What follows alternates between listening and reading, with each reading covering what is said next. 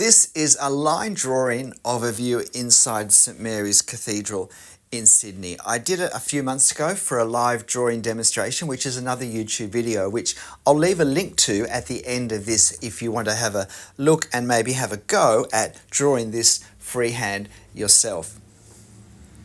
However, at the time, I had thought I'd apply marker to it to really bring out the three dimensions, because while I was happy enough with my line work for a fairly quick, brisk drawing, it did seem very flat compared with the great depth that we actually have in this half of the cathedral that we capture in this view. But in the end, I decided just to leave it as a line drawing.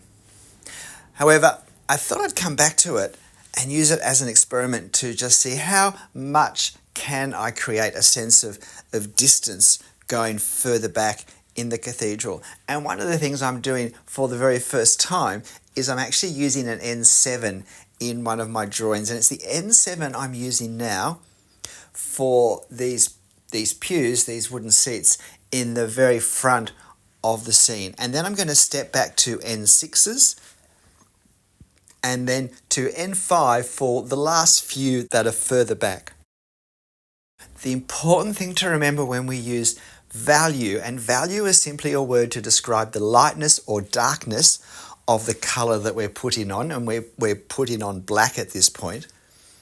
So we're creating values, lightness and darknesses, by manipulating, by contrasting or not contrasting the various values, the amounts of light and dark next to each other. We create certain effects. We accentuate certain things about the scene. And what we want to do in this scene is to accentuate the things that are closest and to not accentuate the things that are furthest away.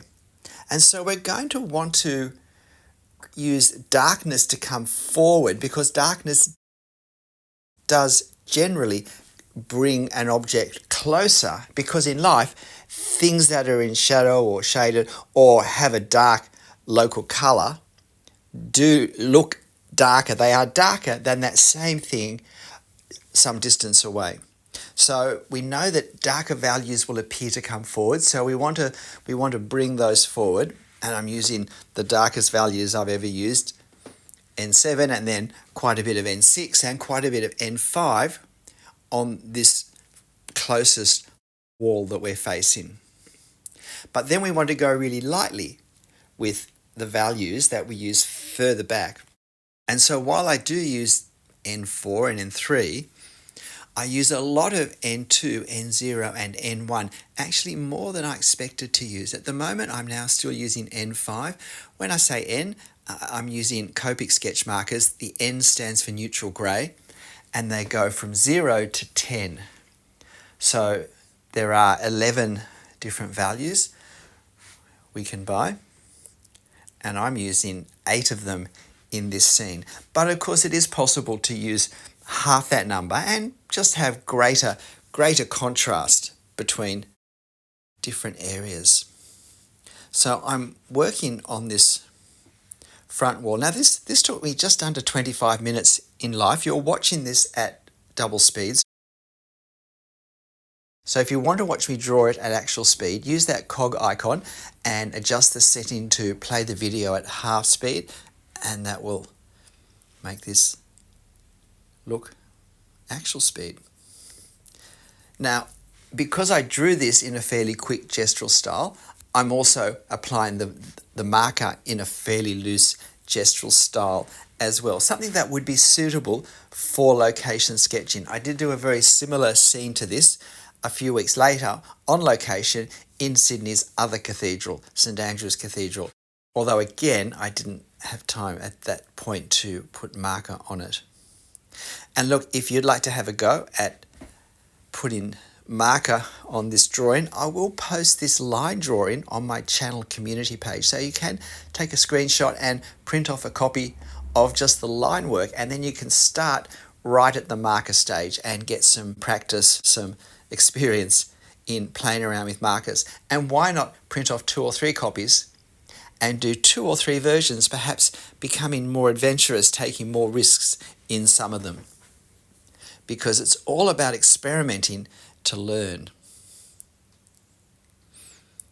As I said, it's not so much what value I use, but what's the contrast between the various values. We do measure the darkness of something against what else we see. So darkness will never look as dark as when it's next to white. Or if white isn't suitable, a very light value. So often I find it's helpful to exaggerate, perhaps, or adjust is perhaps a better word to put it, the values. We're not strictly limited to what we see. I mean, in general terms, we need to be consistent with the light source and the architecture and the way the two work together to create light and dark. But there are times where, particularly with a range of mid values that might all look a bit the same in the reference, we can make adjustments. We can to push some of them slightly darker and maybe push others slightly lighter to create greater visual distinction between them. And that can produce a livelier drawing than we have photo. We don't need to be slaves to our photo reference. People are going to be looking at our drawing, not our photo. So we're perfectly entitled to improve on the photo. If we're not going to improve on the photo, we may as well just keep the photo. But when we draw, we bring our own personality and creativity to the scene. So never feel that somehow it's cheating to improve the drawing, to bring something to improve how it looks on the paper to how it looks in the photo. Now, I think I jumped down to an N1 for that section of the roof because it's fairly light in here. And there may even be, or it might even be N0.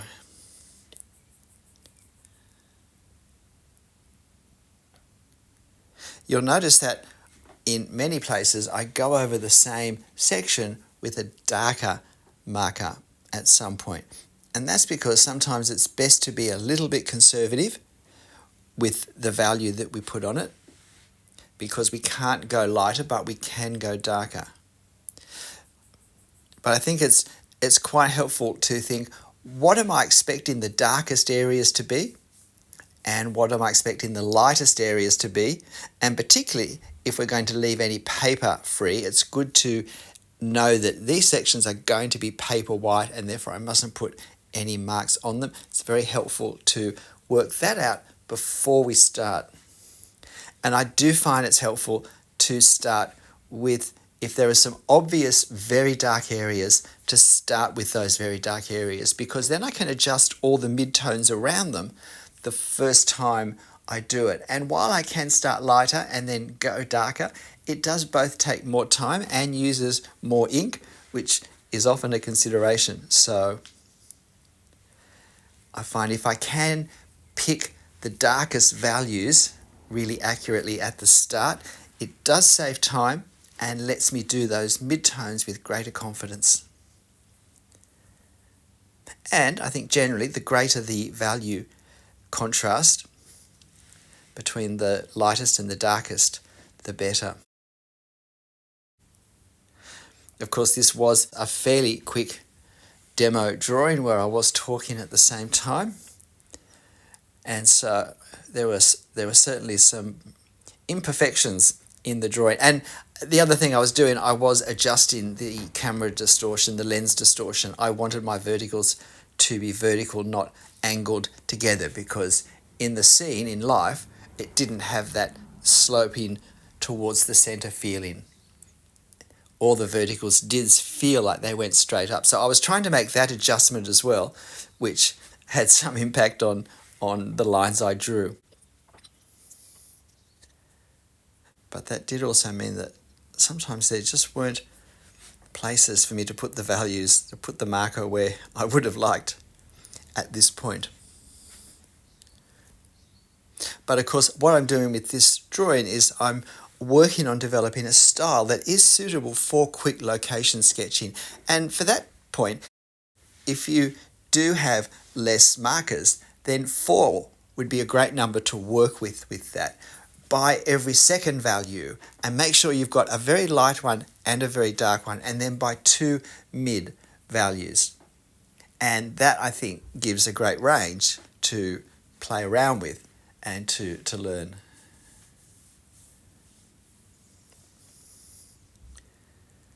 So here I am now, getting towards the end.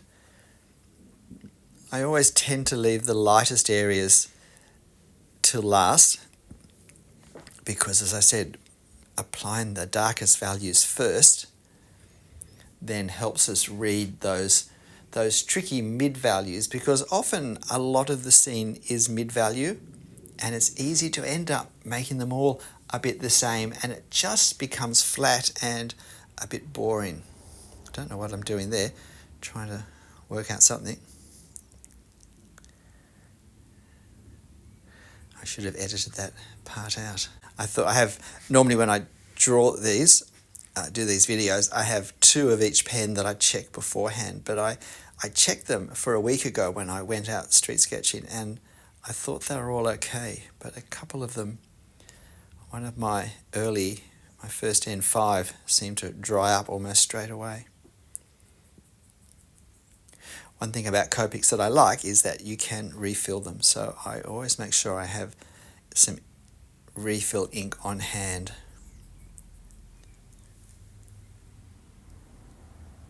And so just considering now, is there any more fine tuning to do?